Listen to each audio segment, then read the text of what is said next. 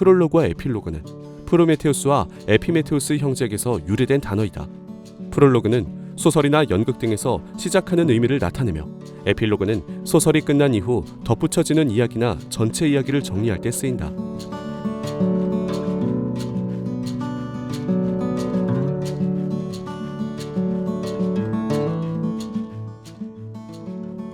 프로메테우스는 그리스어로 미리 알다라는 뜻을 지닌 신으로 인간을 가장 사랑한 신으로도 알려져 있다.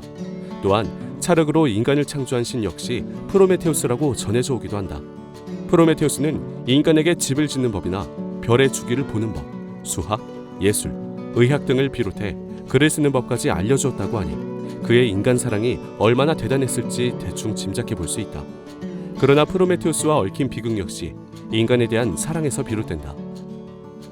인간은 신들과 평화롭게 살며 축제를 함께 벌이기도 했는데 그럴 때마다 신들은 좋은 고기 부위를 먹고 인간은 항상 남은 살과 뼈를 먹는 규칙이 있었다. 프로메테우스는 그것을 보고 공정하지 못하다 여겼다. 그러던 어느 날 제우스가 인간들과의 축제를 즐기기 위해 인간 세상으로 내려왔고 프로메테우스는 고기의 가장 좋은 부위에 가장 맛이 없는 부위의 살을 감싸 제우스를 골탕 먹였다. 제우스는 이 사실을 알고 분노하여 그 자리에서 폭풍우를 퍼붓고 인간에게 자신이 선물로 주었던 불을 거두어 갔다. 인간이 몸을 데우지도 음식을 해먹지도 못하는 모습이 안쓰러운 나머지 프로메테우스는 몰래 불씨를 감춰 인간에게 건네주었고 제우스는 이에 화가 나 프로메테우스를 벌주기로 한다. 프로메테우스는 산꼭대기 절벽에서 몸이 쇠사슬로 묶인 채 독수리에게 매일 아침 생간을 쪼아먹혔다.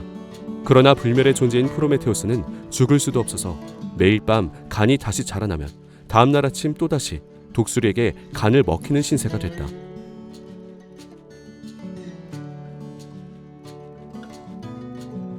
제우스는 프로메테우스를 벌했음에도 인간에 대한 미움이 사그라들지 않았다. 그래서 프로메테우스가 만든 인간을 단번에 죽이는 대신 서서히 고통을 가하기로 마음먹었다. 제우스는 곧 대장장이의 신 헤파이토스를 찾아가 찰흙과 물을 섞어 인간을 속일 형상을 만들라고 했다. 제우스는 헤파이토스가 만든 형상에 생명을 불어넣어 아름다운 여신 형상을 탄생시켰고 이 형상은 곧 인간도 신도 난생 처음으로 보는 여성이 되었다. 여성은 겉모습은 아름답지만 내면은 고통과 슬픔으로 가득 채운 존재가 되었으며 우리에게 익숙한 모든 재능을 가진 자라는 뜻의 판도라로 불리게 되었다. 제우스는 이 판도라를 바로 인간에게 내리지 않고 프로메테우스의 동생 에피메테우스에게 선물한다. 에피메테우스는 뒤늦게 알아차리다라는 뜻을 지닌 신으로 형보다 총명하지 못해서 제우스의 꾀에 넘어가게 되었다. 판도라는 에피메테우스와 결혼하여 살다가 제우스가 선물로 보낸 상자를 받아 열게 되었고 그날부터 고통, 질병 등 모든 종류의 악이 지상에 쏟아졌다.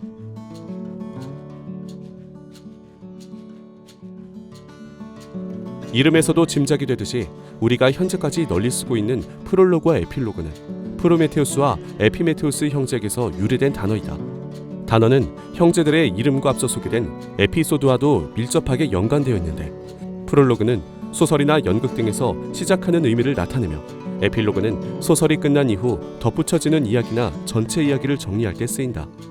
모든 것을 알고 있었지만 결국 막을 수 없어 비극을 맞이한 프로메테우스와 뒤늦게 알아차려 비극을 막을 수 없던 에피메테우스는 각각 프롤로그와 에필로그로 본인들이 인간에게 가져다준 문명의 처음과 끝을 장식하게 된 셈이다. 그러나 끝이 비록 비극일지라도 처음과 끝맺음을 담당하는 두 신은 연극과 소설 그리고 처음과 끝이 있는 모든 예술에서 지금까지 되새겨지고 있다. 그들이 가장 사랑했던 인간을 통해서 말이다. 판도라가 상자를 연 뒤 세상엔 온갖 비극들로 가득했지만 신들은 인간에게 단 하나만큼은 남겨두었다. 그것은 바로 희망이다. 프롤로그와 에필로그에 관련된 에피소드를 살펴보면 그것은 마치 신화처럼 한 사람에 대한 일생이 담겨있는 듯하다. 태어나 사는 동안 온갖 비극을 맞이하지만 결국 희망을 바라보며 끝맺음을 하는 삶. 당신은 오늘 어떤 시작을 했고 끝맺음을 했는가? 지치고 힘든 일상에서도 유일한 희망은 포기하지 않길 바란다. 당신은 아주 먼 신화부터 신의 사랑을 받았던 존재이니 말이다.